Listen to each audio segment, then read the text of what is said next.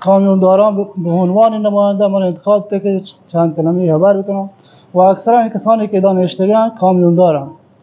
و اشان سوخت در 11/2/1403 قطع بوده و قفل بوده.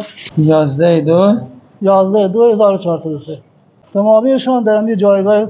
قصرقند سوخت گرفته و تمامی همین حال همین قصرقند و تنها دلیلی که ما جامعه که مشکل حل بیاد تو ما اگر چندین نزانی که علت قاطی چی بوده چی قاطی بوده ما را میان توضیح بدم معیار و ملاک یہ بوده ما به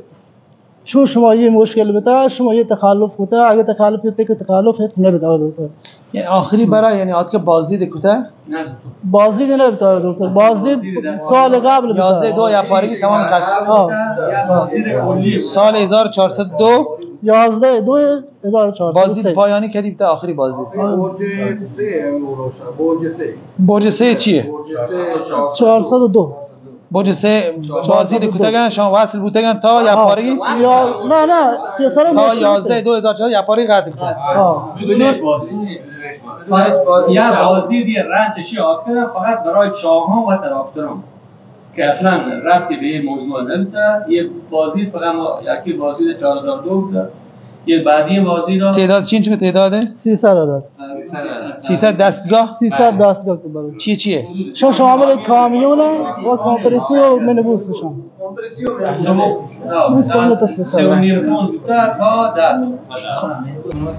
ما چه جای رستیم به کار و زندگی کنه کمپرسی 400 لیتر دیگه کار ما خودت خریدم ما را خوشخبری بده دکتر جان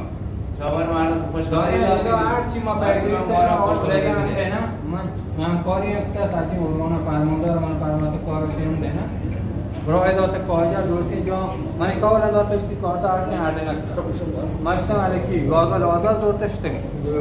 با گازال تو که آزاد انجام از ایران کار اون ماشین کاره چی ماشین کاره که خرابی نمی ماشین زندگی آره درسته من بهشون گفته بودم اما پس خدا خیر من اینا رو چون آقای کمالیار یک ماه پیش هم من گفتم قصرقندی بنده خدا رو بیا گفت که باشه اولی بنده خدا سر شلوغ بوده بعد تا 2 روز نه امروز بعد از ظهر زنگ ده منظور داشت حالا شما بهشون دستور دادید که بفرستن برای بازدید آره ما مواد مکتوب بهش اعلام کنیم تا بازدید مجدد انجام بده تا پس فردا من به مردم بگم شما دستورشو میدید ان شاء الله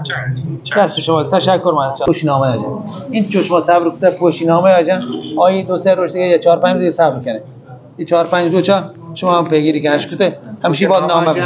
این نامه آجان تا 3 روز دیگه نامی نجاش هم با شما من اطلاع بده